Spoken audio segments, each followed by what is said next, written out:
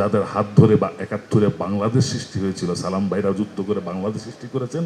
আজকে সেই সালাম ভাইয়ের হাত ধরেই সিটি কর্পোরেশন থেকে আমাদের চলচ্চিত্রের ব্যক্তিত্বদের সম্মান দেওয়াটা শুরু হলো। এমন একটি মাসে আজকে আমরা এই অনুষ্ঠানটা আয়োজন করতে যাচ্ছি, যেই মাসে আমাদের সবাক চলচ্চিত্রের ৭০ বছর পূর্তি হয়েছে। আপনারা সবাই জানেন ১৯৫৬ সালের ৩রা আগস্ট বাংলাদেশের প্রথম সবাক চলচ্চিত্র মুখ ও মুখোশ রিলিজ হয়েছিল, যেটি পরিচালনা, প্রযোজনা এবং অভিনয়ে ছিলেন আমাদের সকলের শ্রদ্ধেয় আব্দুল জব্বার খান সাহেব।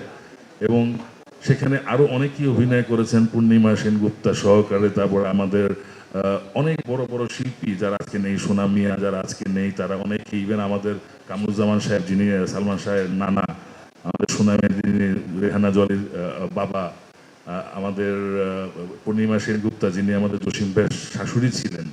তো এরকম অনেকেই ছবিতে কাজ করেছেন।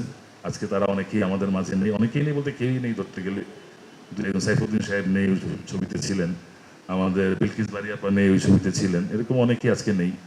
তো আমরা যতটুকু জানি যে আমাদের চলচ্চিত্রকে সমৃদ্ধ করার জন্য যে সমস্ত ব্যক্তিরা শুরু লগ্ন থেকে এই পর্যন্ত অবদান রেখেছেন, তাদেরকে আপনারা সম্মানিত করছেন, সম্মাননা দিচ্ছেন। এর জন্য আমি আপনাদের প্রতি আবারও কৃতজ্ঞতা জানাচ্ছি। এবং এই অনুষ্ঠানটি এই মধুমিতা, আমার মনে হয় আমাদের সবারই প্রিয় সিনেমা হল মধুমিতা। মানে মধুমিতা সিনেমা দেখাটা একটা অন্যরকম ব্যাপার। তো আমি আশা করবো যে নওশাদ ভাইকে আহ্বান করবো যে সিনেমা হলটি বন্ধ না রেখে এর সাথে আরও কিছু ফ্যাসিলিটিস যোগ করে, একটা প্লে গ্রাউন্ড, একটা সুন্দর ফুড কোর্ট, অন্যান্য আরও ফ্যাসিলিটিস যোগ করে দিয়ে সিনেমা হলটি চালিয়ে রাখেন ভাই। আমরা সারা জীবন বলতে পারবো যে যতদিন বেঁচে থাকি। সালাম ভাই উঠতে বলছিল, জানো অনেক বছর পরে আসলাম, মাঝে মাঝে আসতাম, কোকা ভাইয়ের সাথে আসতেন, কোকা ভাই ঘুমিয়ে থাকতেন, সালাম ভাই ছবি দেখতেন।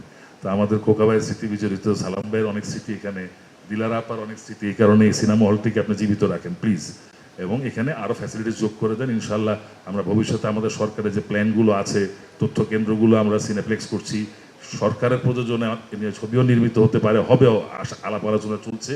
সেই ছবিগুলো আসলে আবার হয়তো আমরা চলচ্চিত্রের সেই আগের যে জমজমার ব্যাপারটা ছিল সেটা ফিরিয়ে আনতে চেষ্টা করছি। আপনাদের দোয়ায় যেভাবে আমরা শুরু করলাম এই সম্মাননা প্রদান, সেভাবে ইনশাল্লাহ চলচ্চিত্রকেও একদিন উজ্জ্বল স্থানে নিয়ে যেতে পারবো।